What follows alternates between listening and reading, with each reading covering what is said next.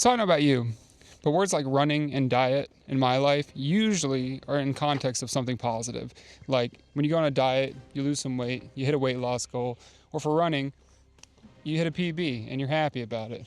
However, there have been occasions where both of those words have combined in my life and landed me in a hospital bed 1 hour before surgery. Before we get to that story, we need to rewind and tell you how we got here. Back in 2016, I started my vegan era, if you will. Veganism was pretty popular then. I had dabbled in it before with a friend for Lent, so I knew that it worked, and I needed to make a change quickly, so I was like, I'll just do this, I'll lose a bunch of weight, and it'll be fine. That short-term correction actually turned into a half-year lifestyle change. The thing about that is while I thought it was going well on the outside, it looked great, and I felt great. What I didn't know is the actual impact it was having on the inside of my body. One day I'm on my way to work and I get this pain in my back, and when I tell you that it is the worst pain I have ever felt, to this day, I mean this is 9 years ago, and it is still the worst pain I have ever felt in my entire life. I end up getting ambulance down to the main hospital. They do a CT scan, they do a ultrasound while I'm on drugs, so I hardly remember any of this. And they find out that I have a kidney stone that is stuck in my ureter between my kidney and my bladder, and that they need to do surgery to remove it because it's stuck.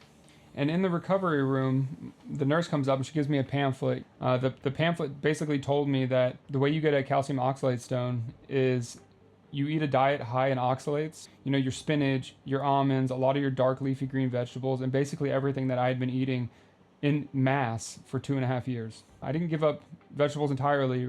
I decided I would add a little bit of calcium to my diet at the time. So if I fast forward to 2025, at this point I am running a lot, and after the half marathon, I get extremely dehydrated, and I end up going to the doctor. They give me an IV, they give me some pills, they give me some Flomax. I'm good for months, until one morning where I literally cannot go to the bathroom. I go to the ER, the urologist sits me down, he says, I can't in good conscience let you leave here without setting you up for emergent surgery. And he explains to me that not only did they find one kidney stone, but they found 2 kidney stones, one on each side this time, that are stuck. And the reason they can't let me leave without emergent surgery is because having 2 blockages can lead to renal failure and, permanent kidney damage, if not death on an extreme case. So I leave, I come back 12 hours later so they can perform a double ureteroscopy. And it turns out they were also calcium oxalate stones. So the reason I tell you this story is to just give you a prime example of how choosing one of these really restrictive diets can lead to some long-term consequences that you may not even know exist, right? Before I had kidney stones, I didn't know what calcium oxalate stones were. I didn't even know what calcium oxalate was. I was just eating what, the internet told me was healthy, right? Just like you're doing right now, you're watching videos and you're going to look on the internet, what diet should I do? And, based on what sells products usually is what diet you're going to find. I can tell you right now, just in the last decade, they've gone from vegan to keto to carnivore. And I'm not telling you that these are bad diets. What I am telling you is that you need to really make sure that you do your research before you give into one of these fad items and get yourself into some point in the future where you can't come back from that. I can tell you now what I do and what I've done for the last year and how I've lost 50 pounds had nothing to do with restrictive dieting, okay? I ate calorie in, calorie out, and I know it's not pretty and you might not want to hear that, but honestly, it works. If you move more and you eat less, ideally, you're gonna lose weight, okay? That's just the simple fact of it. Now, you can tailor your calories to help you maintain your diet, okay? Just because I say you're calorie in, calorie out doesn't mean you can't go eat a donut today. It just means you need to be accountable for the donut that you ate today. I do it all the time. I love to eat. I love food, obviously. Certainly looks like I'm being super strict, right? Enjoy your food. As a runner, you're really going to love food. It's going to make you want to eat even more than you probably want to eat now. You as a person looking at your food, you're going to think automatically that you're eating way less than you are, and you're going to think that you're burning way more than you are, right? And that's just not the truth. And if you don't believe me, go buy a scale. But before you weigh it, try to guess how many calories you think is in that teaspoon of honey, and I promise you, you are going to be wrong.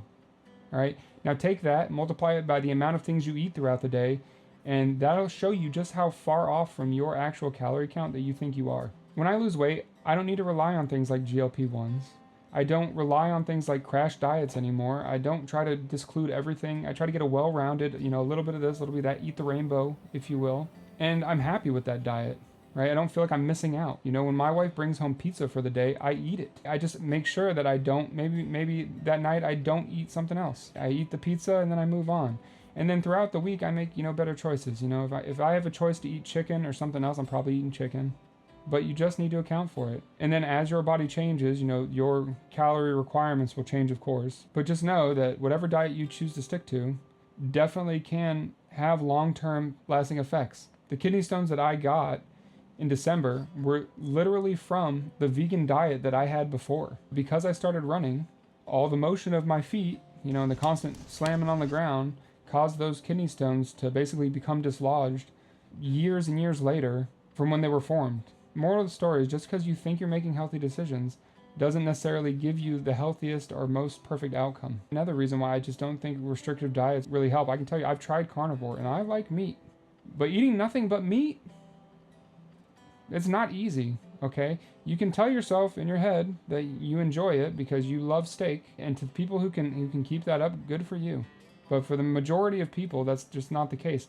Just like the majority of people will never have a six-pack, it's not because of lack of trying, it's just because the amount of work that it takes to get that is not the average person's workload. The average person just wants to be healthy, wants to go out in town and look in the mirror before they leave and look presentable. You want to be able to, go out and not be stared at. You want to feel good about how you look when you look in the mirror. You look at these people in movies, they have an amazing physique. Well, of course they do. They literally have people paid to help feed them every day and put them through hours and hours of training. We have real jobs. I have to go to work a 9 to 5 just like you do.